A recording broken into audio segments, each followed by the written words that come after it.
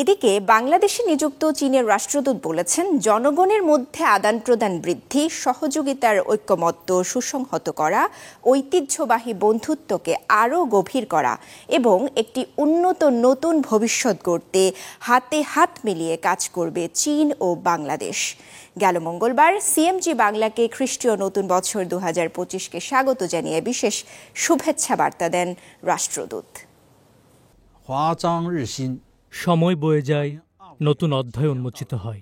পুরনোকে বিদায় এবং নতুনকে স্বাগত জানানোর এই মুহূর্তে বাংলাদেশের চীনা দূতাবাসের পক্ষ থেকে আমি দ্বিপক্ষীয় উন্নয়নের প্রতি যত্নবান এবং সমর্থনকারী চীন ও বাংলাদেশের জনগণকে আমার আন্তরিক শুভেচ্ছা ও শুভকামনা জানাতে চাই। বিদেশে বসবাসরত চীনা অর্থায়নে পরিচালিত প্রতিষ্ঠানের কর্মী, কনফুসিয়াস ইনস্টিটিউটের শিক্ষক শিক্ষার্থী এবং বাংলাদেশে অধ্যয়নরত চীনা শিক্ষার্থী সহ সকলকে জানাই শুভকামনা। 2024 সালে চীন ও বাংলাদেশের সম্পর্কও একটি নতুন স্তরে উন্নীত হয়েছে এবং ব্যাপক কৌশলগত অংশীদারিত্ব প্রতিষ্ঠিত হয়েছে। একটি দায়িত্বশীল বৃহৎ জাতি হিসেবে চীন অন্যান্য দেশের অভ্যন্তরীণ বিষয়ে হস্তক্ষেপ না করার নীতি এবং বাংলাদেশের সকল মানুষের জন্য সুপ্রতিবেশী সুলভ আচরণের নীতি মেনে চলে।